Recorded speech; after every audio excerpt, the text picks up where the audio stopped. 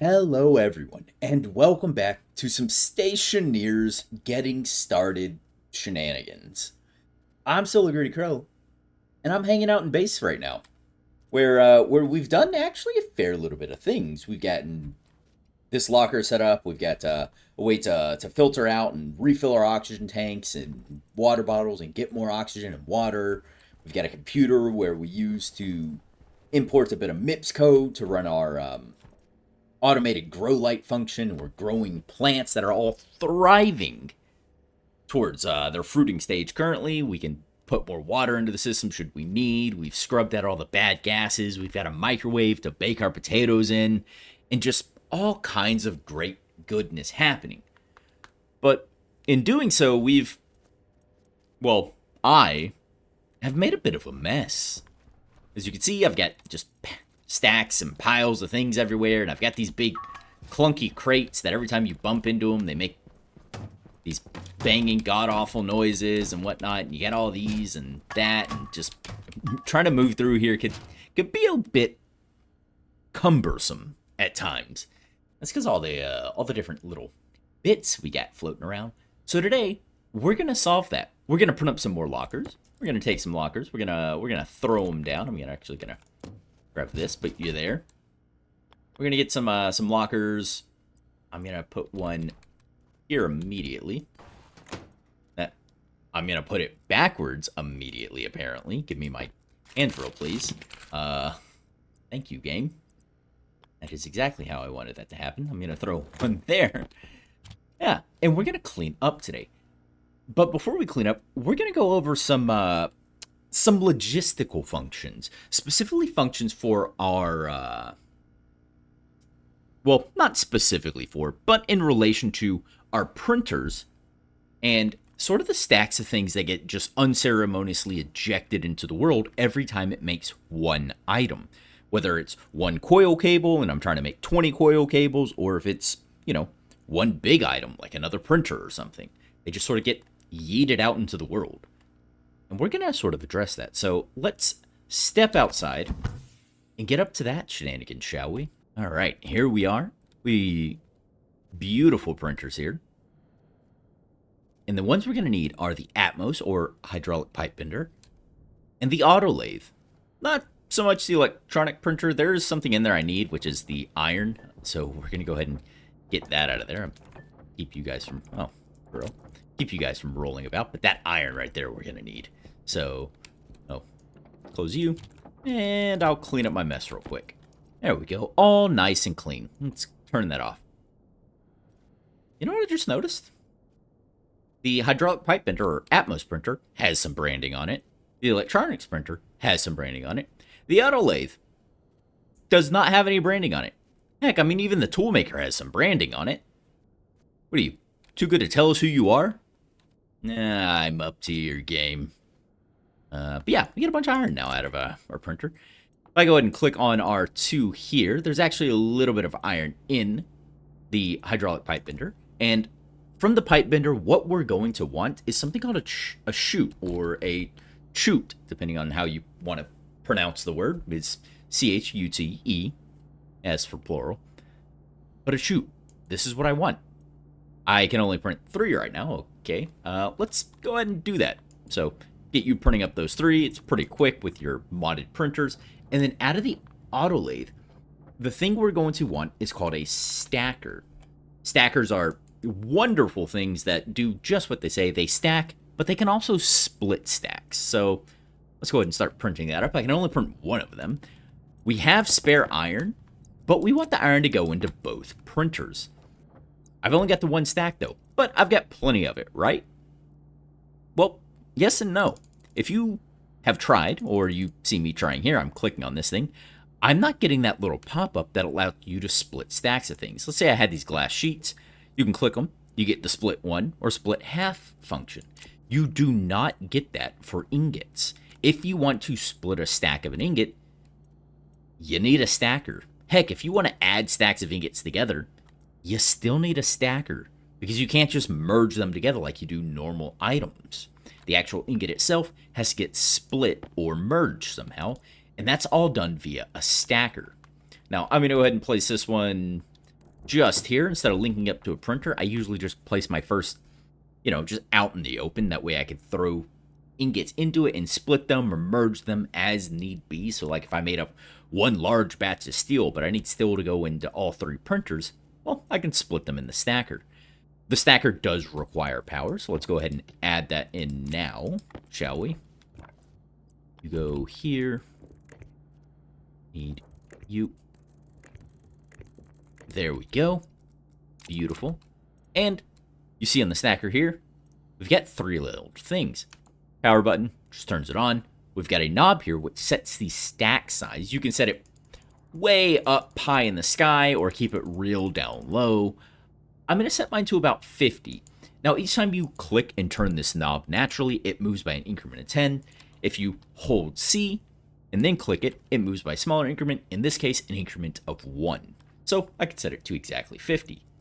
Now, I've got a stack of 117 grams of iron. It's about to split into stacks of 50 for me. All we do is go ahead and throw it on in. It splits, and I get 2 stacks of 50. Now, I know what you're thinking. Greedy, you just put 117 in there, and you only get 100 out. Well, yeah, because the rest is still in there.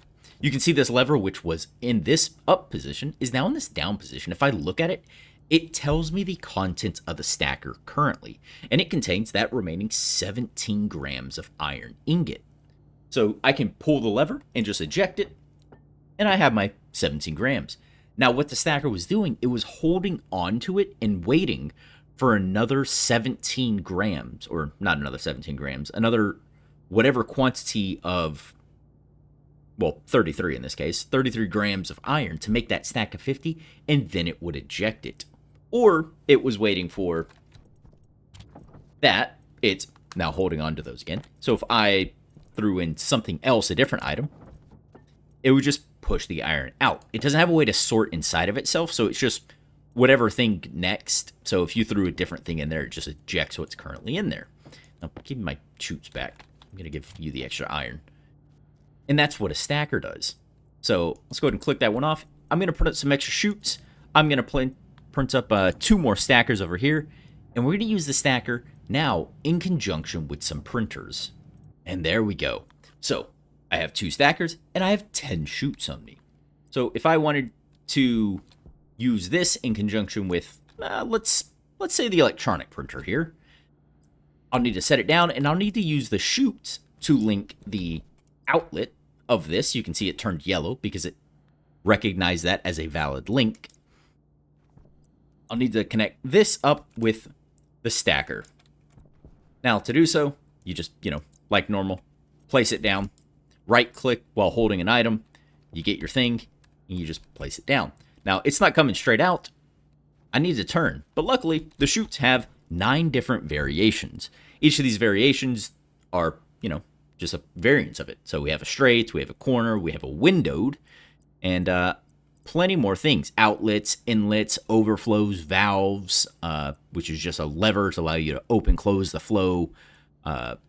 Overflow chutes, I did overflow chutes, flip-flop splitters, junctions, windowed, corner, and straight. The ones you'll mainly use typically are going to be straight, cornered, window if you want to sort of see the contents. Do be careful with windows though. Major thing to note, the windows are not insulated. All the other chute pieces are perfectly insulated. Windows are not. What do I mean by this? I mean, if you push any ice through it and it's hot enough in the outside environment for that ice to melt or sublimate, it's going to do just that and you're going to lose your ice. Windowed chutes, while nice to look at, while nice to see the items flowing through them, are not insulated, so you're just going to lose that ice. So do be careful when you're using them. But like I said, the main ones are straight, cornered, windowed if you want to be fancy. Inlets and outlets are the main pieces you will be using. For us right now, we want a corner. I'm going to go ahead and point it this way. That way it can link up to the stacker. I'm going to put right in this area right now. So stackers, you can see, have 3 different variations by that little icon just to the right center of the screen, just like with the chutes. And you can scroll through them. The first 2 variations are just mirror images of itself. That way you can better organize and divide things up because one direction of travel doesn't always work up. So if I was using like the direction traveling this way, I can put it here. It links up, but it's feeding the wrong direction. So I'll never get things out of this stacker. But I can use the other variation, and I do. And the third variation is an unloader. We're not going to go over an unloader. It's really further down in the game that you would use them if you don't set up like silos and things, which you don't really need. But it does exactly what its name kind of entails. It just unloads a cargo network. So if I had a silo, silos being, if I pull up here, silo, these silos being just large storage containers. What do I mean by containers? It'll hold up to 600 stacks. So I can put up to 600 different types of items in it, or 600 stacks of an item. So if I used all iron, stacks of 50 by 600 is what, 3,000 bits of iron in there you could do. But silos are great for mass storage like that. They'll hold up all those things, and then you can use an unloader to just pull it out and push it elsewhere. Or you could use logic to sort of do some things. But like I said, we're not really going to get into those because they get really, really, really convoluted. So I'm not going to touch them. I've never really used them a whole lot in the game. So you can, but they're kind of later when you're really setting up and getting things drilled down to a final form of your base. But for us, we're going over stackers because this is a getting started. This isn't a getting over. This is getting started. And this stacker is going to do just that. We're going to place it down. We're going to set our stack size. Let's call this stack size 50. And we're going to wire this bad boy up. That way it's got power to actually work. There you go. Turn you on. And I can turn on my printer. Now, every time I print something, like if I... Oh, dang it. You have copper. Can I have your copper? Thank you. Give me these back. Those can go in here. Now, if I started printing up these, they'll now go in here and wait until they hit a stack of 50. You can see, I can look at the handle like we did earlier. I see there's 3, there's 4, there's 5 coil cable in here and growing and growing. It's going to wait till it gets a stack of 50, and then it's going to eject that stack out into the world. Instead of what it was doing previously, ejecting 1 coil cable, 1 coil cable, 1 coil cable. And then we eventually get that big mass of coil cables or sheets of things or walls or whatever have you that were just sort of popcorning everywhere as they were colliding with each other because it was filling up all the available space that was there. So now we can avoid that. We can get these nicer, neater, cleaner stacks of things, which is absolutely divine to me. So I can sit here, I can wait. Let's say I didn't want to wait for a full stack of 50. I was building something. I can just run over here. This will keep printing. I can just pull this lever. It'll eject what it already has. And it'll keep going on its merry way. I'm actually going to go ahead and stop it with 2 grams of copper left. Okay. And put those there. Nice. So that is using stackers with our printers. My power is low. Now, the other thing we can go over is your furnaces. Furnaces can be used in conjunction with chutes, just like we did with these things. Anything that's got these little square outlets can more or less be used in conjunction with chutes. Like, say I didn't want to have to jump up here to throw in coal. Well, I could run a chute network down and over and then put an inlet, and I could just toss in the coal I wanted that would go up there. So if I did like this, I could run a beautiful little network straight down. Let's go one more. Have it come over. And then right here, let's say I wanted this to be where my inlet was. So inlet, I could set like this. And then I could toss things. Well, this is a little embedded into the wall. But I can now toss coal in here. So I had this. I've got a piece of coal. I can toss it in. It'll travel up there. It goes in. And that starts working. As you can see, the little lines. It is now generating power. It's not giving me that power because that's not hooked up. But it's making power. But that's the power of chutes. They move along and they push and they do things just like that. And you can use them in conjunction with your furnace. You can set them up. Let me have my chutes back, I'm going to need my crowbar and drill. Drill is for your inlet outlets if you're trying to grab things back. And then your, not crowbar, your wrench does your regular guys. So you can get all your chutes back.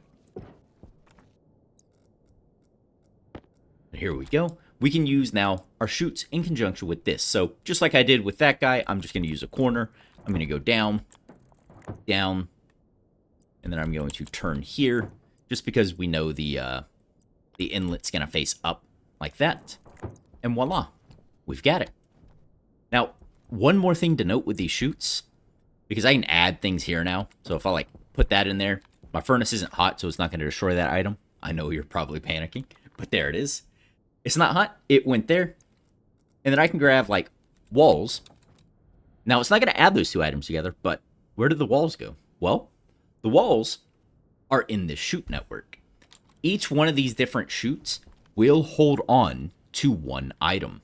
So there's an item here, an item here, an item here, and an item here. I could set and queue up a bunch of things to feed into this as I wanted them. And I can just pull that. I can have that back. I can have my walls back, please, and thank you. And you can set up a bunch of things to be just held in queue inside of the chute network as they're feeding over to a particular thing. So real nice, real handy. It's cool. And that's the gist of chutes. Now, there was that silo thing from earlier. I'm not going to go over that one just yet. I may potentially touch it in the future. But it is more of a mid to later game, and I don't think is pertinent too much for this because the devs may change that. I think it's in a little bit of a higher risk category, so I likely won't address it. But do know that it's there, and if you're trying to set up sort of later game storage solutions, silos are great for that. But for the purpose of this this series, we're gonna not worry about it. And the final thing we want is our auto lathe. I'm going to go ahead and turn this bad boy on. We want some more lockers. Because I want to replace those little storage container things that are just sort of floating around. And I want to clean up the interior of our base. And we're going to do that with lockers. Back inside. In the beautiful atmosphere of our base. Now, let's clean up a little. So, we've got these extra lockers. As you can see, there was 11 different variations. We sort of briefly went over them previously when I set up this one. We see all these little different things, but we can, get different storage solutions. Some are better than others. Some people prefer other ones than others. Just get what works for you and what sort of fits the vibe that you're going for your own base. There's no real one great solution to them, so ignore anyone that tells you you're wrong for doing it any particular way. I mean, hey, it's a video game. Just play it the way you want. But I'm going to set up a little corner over here of these particular lockers. I'm going to grab this guy, and I like a little bit of a design pattern here, which is usually this big corner guy, and then I like to try and fit in. Is that the right direction? Yeah. I usually like fitting them in like that because it makes a nice little storage corner area. And if you do a big wall, you could run these over and then make another turn there and then get another going that way. But I do like that. It looks nice to me. Now, the other thing to note here is all these different variations. You have this medium shelf, the big stinking locker. Where did it go? It's just a locker.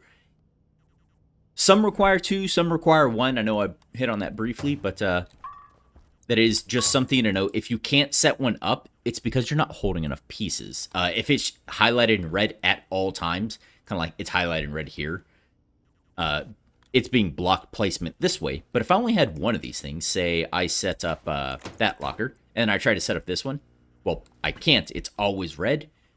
And it tells you right there, just so that, right center of the screen, need more kit locker. That's because I don't have enough to build it. So I'm going to go ahead and pull this guy back up. And I'm going to clean up, and we're going to take a look at our nicer little basin here, shall we? And look at that. So much more room for activities in here now. I got a replication of the little corner just over here. Yeah. Got dead filters and just sort of miscellaneous stuff that we're not going to use anymore, like mining tool belts and whatnot over here. Iron walls I don't really like. So this is where I put things I don't often use, like regular thing. Network analyzer, actually, I'm going to move back over to here, yeah. But this is stuff that I'll potentially either, recycle or break down, and that's probably the next episode is recycling things we no longer need. But this is where I put, like, things that I'm not going to use, that are dead, that I can't use, that are, rotten and whatnot. So that's over here, and then I got, all kinds of different little things. I usually like doing a row or two just specifically for atmospherics, then a row or two specifically for liquid pipes, and like a row for like just spare stacks of like iron sheets or plastic sheets, steel sheets. And if I get to a point where we evolve enough, I usually just add them their own shelf entirely, because you end up working a lot with those things. I even got a shelf over in here for our seeds. As we get more, we can start stacking and organizing and moving them all around. But I've got that over here. I've got those there. And I honestly just want an excuse to clean the base. So there it is. Here's our base, and that's all for this episode. Mostly about chutes and stackers was the main point of this, was a little logistical wise, and then just printing off extra shelves and showing that you can use them in combination with different little variations to make a nice, neat little storage system for all your stuff. You can walk up, you can see what you need, grab it, and, well, keep it moving. But that is going to do it for now. I will see you all in the next one. So I hope this was useful. I hope it was enjoyable to some extent. And actually, I forgot about the air conditioner. I just looked at the temperature. The air conditioner will be next episode, is setting up your base atmospherics unit. But like I said, that will be for the next one. So, a little grow light just turned on. So, hope you look forward to that. I hope you get some use out of this one. Hope you'll get use out of the next one. And until then, remember everyone to stay safe out there.